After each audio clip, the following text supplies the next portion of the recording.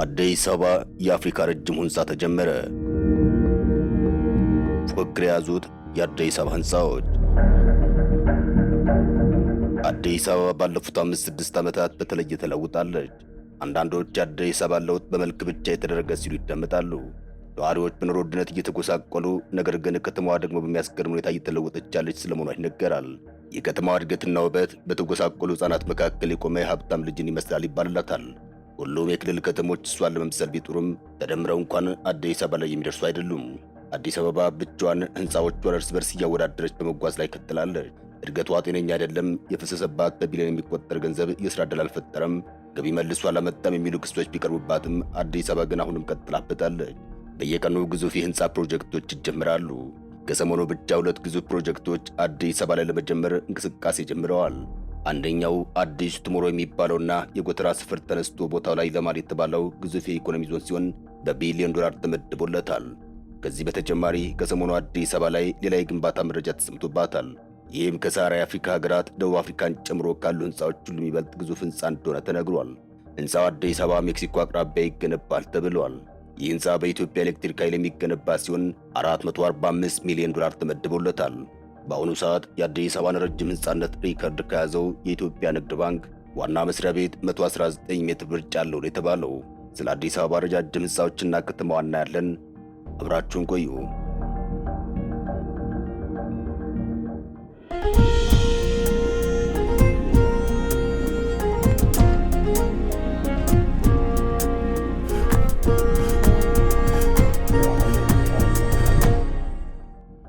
አዲስ አበባ ፈርሳ እየተገነባች ይገኛል። ለዘመናት የማይነቃነቁ የሚመስሉ አፈራማ ቀለም ያላቸው ቆርቆሮ ቤቶች በልደታ፣ በካሳንችስ፣ በ4 ኪሎና አካባቢው በሌሎች ያረጁ የአዲስ አበባ አካባቢዎች ፈርሰው የኮሪደር ልማት ተተክቶባቸዋል። አካባቢዎቹ የእግረኛና የመናፈሻ ቦታ ለመሆን በቅተዋል። ነዋሪዎቹ ወደ ተለያዩ አካባቢዎች ተወስደዋል። መንደሮቹ ፈርሰው በምትካቸው ረጃጅም ህንፃዎች ለሆቴል፣ ለቢሮዎችና ሌሎች አገልግሎት እየተገነቡ ይገኛል። እነዚህ ግንባታዎች የከተማዋን ገጽታ እየቀየሩ ቢሆንም ለረጅም ጊዜ የኖሩበትና ያደጉበት ሰፈር ለሚለቁ ቤተሰቦች ግን አስቸጋሪ ሁኔታ እንደፈጠሩ አይካድም። መንግስትም ከተማ የሚገነባው እንዲህ ነው በሚል ገፍቶበታል። የጫካ ፕሮጀክት በሚል የካን ተራራ ታኮ እየተሰራ ያለው ፕሮጀክት ገና ብዙ መንደሮች እንዲነሱ ሊያደርግ ይችላል ተብሎ ይጠበቃል። በቅርቡ ጎተራ ሰፈር ሊነሳና አዲስ ቱሞሮ የተባለ ሌላ ቅንጡ የኢኮኖሚ ዞን ግንባታ እንደሚጀመር ሪፖርተር ከቀናት በፊት አስነብቧል። አሁን ደግሞ የኢትዮጵያ ኤሌክትሪክ ኃይል ከሳራ በታች ትልቁን ህንፃ አዲስ አበባ ላይ ሊገነባ ነው ብሏል። የኢትዮጵያ ኤሌክትሪክ ኃይል ያስገነባዋል የተባለው የዋና መስሪያ ቤት ህንፃ 197800 ካሬ ሜትር ስፋት፣ 327.5 ሜትር ርዝመት እንዲሁም 62 ፎቅ ይኖረዋል ተብሎ ይጠበቃል። በዚህም በአሁኑ ወቅት በኢትዮጵያ ትልቁ ህንፃ የንግድ ባንክን የ209.7 ሜትርና የ52 ወለል ህንፃ በብዙ መጠን የሚበልጥ ይሆናል። ከሜክሲኮ አደባባይ አቅራቢያ በቂርቆስ ክፍለ ከተማ ሊገነባ የታቀደ ህንፃም 445 ሚሊዮን ዶላር ተመድቦለታል። ፕሮጀክቱ ቀደም ብሎ የታቀደ ሲሆን በገንዘብና በሎጂስቲክ ችግሮች ምክንያት ቆሞ ቆይቷል። አሁን ላይ ግን የኢትዮጵያ ኤሌክትሪክ ኃይል ድጋሜ ለግንባታው ጨረታን አውጥቷል። ምናልባትም ሌሎች ህንፃዎችን በመገንባት ልምድ ያላቸው የቻይና ድርጅቶች ጨረታውን አሸንፈው ወደ ግንባታ ይገባሉ ተብሎ ይታሰባል። ከዚህ አንጻር በተጨማሪ ሌሎች በባንኮችና በድርጅቶች እየተሰሩ ያሉ ሰማይ ጠቀስ ህንፃዎችም አሉ። አዲስ አበባ መልኳ ጎልቶ ወጥቷል። ከመንገዶቿ እስከ መብራቶቿ፣ ከአትክልት ስፍራ እስከ መዝናኛዎቿ ላይን ይማርካሉ። በተለይ በሁለት ዙር እየተካሄደ የሚገኘው የኮሪደር ልማት ከተማዋን ሙሉ ለሙሉ በሚባል መልኩ ለውጧታል። ወንዞችም ቢሆኑ እየጠሩ ይገኛል። የኮሪደር ልማት ያልደረሰባቸው የከተማዋ ዳርዳሮች ቢኖሩም አብዛኛው የከተማው ክፍል በመብራት ተንቆጥቁጧል። ረጃጅም ህንፃዎች በምሽት መብራት የማብራት ግዴታ ስላለባቸው ከተማዋ ፈክታ ትታያለች። በቀንም ቢሆን የከተማዋ ህንፃዎች ተመሳሳይ ቀለም እንዲቀቡ በመደረጋቸው የከተማዋ ውበት ጀምሯል። ይህ የከተማ ውበትና ጽዳት ግን እንዲህ የመጣ አይደለም። በቢሊዮን የሚቆጠር ገንዘብ ፈሶበታል። አንዳንዶች የከተማ ውበት በነዋሪዎች ኑሮ ላይ አይታይም ይላሉ። የከተማዋ ነዋሪዎች በኑሮ ውድነት ጠንዝለው የከተማዋ ብቻዋን መፍካት ዋጋ ብዙ ነው ሲሉ ይተቻሉ። ሁሉም ለሰው ነውና በሚለው ብሂል አዲስ አበባ ነዋሪዎቿን በኑሮ ውድነት አዳክማ እሷ እንደ ቅቤ ቅል አብርታለች ሲሉ ውበቷ የነዋሪዎቿን አኗኗር አይወክልም ሲሉ ይደመጣሉ። የሆነ ሆኖ ግን ከተማዋ ግንባታውንም ልማቱንም ቀጥላበታለች። አሁንም የቢሊዮን ዶላር ፕሮጀክቶች እንደቀጠሉ ናቸው። ወንዞች ሳይቀሩ እንደ አዲስ እየተገነቡ ነው። ከአፍሪካ ውባ ከተማ የሚባል እቅድን ሰንቃ እየሰራች ያለችው አዲስ አበባ በዚህ ከቀጠለች የማትሆንበት ምክንያት የለም። በተለይ ደግሞ አሁን ላይ አዲስ አበባ ከሳራ በታች የአፍሪካ ረጅሙን ህንፃ ለመታቀፍ ማለሟ ሌላ ውበት ሊጨምርላት ይችላል። በእርግጥ የአዲስ አበባ ህንፃ ተገንብቶ እስኪጠናቀቅ ድረስ ከዚህ የበለጡ ሌሎች ህንፃዎች በሌሎች የአፍሪካ ሀገራት ሊገነቡ ይችላሉ። በአሁኑ ሰዓት የአፍሪካ ረጅሙ ህንፃ እየተገነባ ያለው በግብፅ ሲሆን ቁመቱ 400 ሜትር ይደርሳል። ህንፃው 77 ወለሎች ያሉት ሲሆን እየተገነባ ያለው በአዲሷ ከተማ ነው። የአፍሪካ ሁለተኛ ህንፃ በአልጄሪያ የሚገኝ ሲሆን ጃማ ኤልጃዛር ይባላል። 264 ሜትር ይረዝማል። ሶስተኛው እንዲሁ በሰሜን አፍሪካዊቱ ሀገር ሞሮኮ የሚገኝ ሲሆን 250 ሜትር ርዝመት አለው።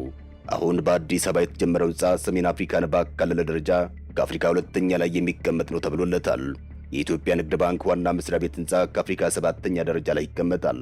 አዲስ አበባ ከመላው አፍሪካ ሁለተኛ፣ ከሳህራ በታች ደግሞ አንደኛ የሆነውን ህንፃ ለማብቀል እንቅስቃሴ ጀምራለች። ነገር ግን ከተማዋ ለውጧ ለብቻ የሆነ ከተማ ሆናለች። ሌሎች ከተሞች በብዙ ምክንያት ወደ ኋላ የቀሩ ናቸው። እስከ 7 ሚሊዮን ነዋሪዎች ይኖሩባታል ተብላ የምትታመነው አዲስ አበባ ከፍተኛ ፍልሰት የምታስተናግድ ከተማ ሆናለች።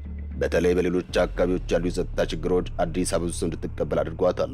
ይህም የኑሮ ውድነቱ እንዲባባስ አድርጓል። መንገድ ላይ የሚፈጸሙ እገታዎች ደግሞ የከተማዋንም የሀገሪቱን ኢኮኖሚ ይጎዳል። የኢትዮጵያ አብዛኛው ገቢ የሚገኘው ከአዲስ አበባ ሲሆን አዲስ አበባ የፖለቲካም የኢኮኖሚ ማዕከል ናት። ከተማዋ ለኑሮ ውድ ከሆኑ የአፍሪካ ከተሞች ተርታ የምትሰለፍ ሲሆን በተለይ የቤት ኪራይ ከፍተኛ ደረጃ ላይ ደረሰባት ከተማም ናት። መንግስት የቤት ኪራይ ዋጋ ንረትን ለመቆጣጠር ቁጥጥር ቢያደርግም የሚቻል ሆኖ አልታየም። አዲስ አበባ ለውጧ የሚያስገርም ነው። ከርቀት ለማየት ብቻ ሳይሆን ለነዋሪዎቿም ጭምር በየቀኑ እንግዳ ናት። አዲስ አበባ በዚህ የልማት እንቅስቃሴ ውስጥ ቅርሶቿን በሚመለከት ብዙ ሲባል ቆይቷል። እንደሚታወቀው አዲስ አበባ በርካታ ቅርሶች ያሏት ከተማ ናት። የአዲስ አበባ ቅርሶች በዘመን ተከፋፍለው የሚታዩ ሲሆን ለሺህ ዓመታት የቆዩ ቅርሶች መገኛም ናት። ለአብነት በአርኪኦሎጂ እንግሊዝ ኤምባሲ አካባቢ የሚገኘውን የዋሻ ሚካኤል ተክለ ሃይማኖትን፣ በታሪክና በአርኪኦሎጂ ደግሞ የመናገሻ የደን ታሪክን መጥቀስ ይቻላል። የቤተ መንግሥት ፍርስራሾችም ይገኙበታል። በከተማ ውስጥ ከሚገኙ ቀደምት አብያተ ክርስቲያናት መካከል የቀራንዮ መድኃኔዓለም ቤተ ክርስቲያን ስንመለከት በ1836 ዓ.ም በንጉሥ ሳህለ ሥላሴ ዘመነ መንግሥት እንደተሠራ ይነገራል። የእንጦጦ ማርያም ቤተ ክርስቲያንና የዑራኤልም ቤተ ክርስቲያን እንዲሁ ሌሎች ማንሳት እንችላለን።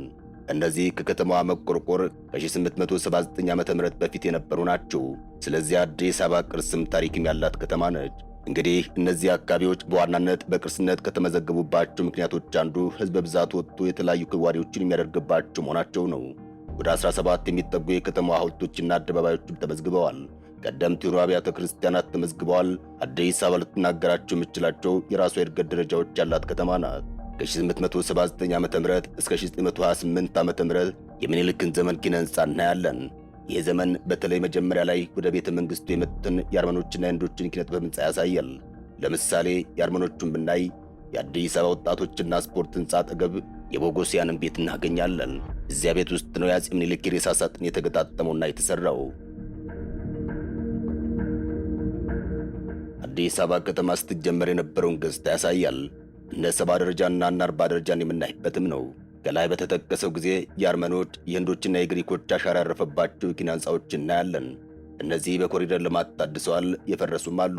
ከ1928 እስከ 1933 ዓ.ም ጣሊያኖች ራሳቸውን አሻራ ጥለው አልፈዋል። እነ ቤላ፣ ፓፖላሬ፣ ካሳንቺስ እንዲሁም የጣሊያን እስር ቤቶችና ፖሊስ ማዘዣ የነበረውን ራስ ሆቴልና ኢሚግሬሽን የጣሊያን ዘመንን የሚያሳዩ ናቸው። ከጣሊያን መውጣት በኋላ ከ1933 እስከ 1966 አዲስ አበባ ውስጥ የተለያዩ ሕንፃዎች ተሰርተዋል። የአፍሪካ ህብረትን፣ ማዘጋጃ ቤቱን፣ ብሔራዊ ቲያትር አካባቢ ያሉትን ሕንፃዎች መጥቀስ ይቻላል። እስካሁን ድረስ የከተማዋን ውበት የሚያደምቁ ሕንፃዎች ናቸው። ከ1966 እስከ 1983 ዓ.ም የደርግ ዘመን ማብቂያ ድረስ የራሽያና የቡልጋሪያ የኪነ ሕንፃ ባለሙያዎች የእጅ አሻራ የሆኑ ሕንፃዎች እናያለን። ለምሳሌ ሰሜን ኮሪያውያኑ የሰሩት ጥቁር አንበሳ ጋር ያለው ሐውልት፣ ከጀርባው ደግሞ የዩጎዝላቪያ ባለሙያዎች ያነጹትን የጥቁር አንበሳ ሆስፒታል እናገኛለን። በቦሌ መስመር ላይ የህዝብ ተወካዮች ምክር ቤት አባላት የሚኖሩበት አፓርታማዎች በራሽያ የተሰሩ ናቸው። ብቻ ገንዘብ የሚላቸው ባይገኝም አዲስ አበባ በርካታ ቅርሶች ተባብረው ታሪክ የሰፉላት፣ ማንነት የገነቡላት ከተማ ናት። ከተሜነት የግድ ከተማ መውለድ አይደለም። ከተሜነት ከተማዋ ሊኖራት የሚገባውን ደረጃ ማሳየት መቻል ነው። ለምሳሌ ከደብረ ዘይት መንገድ ወደ አዲስ አበባ የሚገባ ሰው መሃል አዲስ አበባ ከተማ መግባቱ እንዳይ ተብሎ ነው መንገዱ ገለጥ ያለው። የግድ ሰዎች ቦታ ታሪካዊ ነው እያሉ መጮህ የለባቸውም። ከተማው ራሱ መናገር አለበት። መርካቶውን በህንፃ የተሞላ የቀድሞ ታሪካዊ እሴት ያጣ፣ ከተማዋ አዳዲስ ገጽታዎቿን ከነባሩ ጋር አዋህዳ እንዲሁም እድገቷን ከነዋሪዎች ኑሮ ጋር አስተካክላ መጓዝ ይኖርባታል። ከተማዋ በበርካታ ነገር ተለውጣለች። እየተለወጠች ያለች ከተማም ናት። አበቃን። መልካም ጊዜን ተመኘን።